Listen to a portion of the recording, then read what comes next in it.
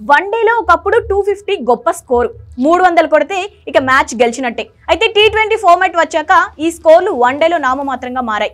ఇక ప్రస్తుతం IPL సీజన్లో అయితే ఇవే స్కోర్లు 20 ఓవర్లో నమోదవుతున్నాయి. 300 కూడా కాపాడుకోలేని పరిస్థితి ఏర్పడింది. దీంతో ఈ సీజన్లో బౌలర్ల పరిస్థితి దయనీయంగా మారింది.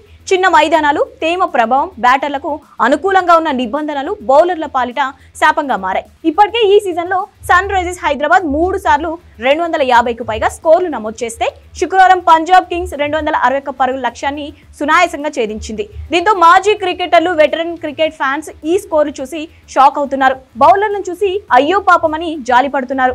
జెంటిల్మెన్ గేమ్ కాస్త బ్యాట్స్మెన్ గేమ్ గా మారిందని అభిప్రాయపడుతున్నారు. తాజాగా కోల్కతా పంజాబ్ మ్యాచ్ పై రవిచంద్రన్ అశ్విన్ చేసిన ట్వీట్ చర్చనీయాంశంగా మారింది.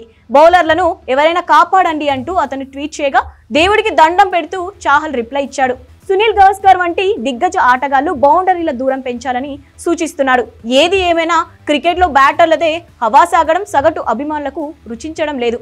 బ్యాట్, బంతి మధ్య సమాన పోటీ ఉంటేనే ఆట మజాగా ఉంటుందని అభిప్రాయపడుతున్నారు.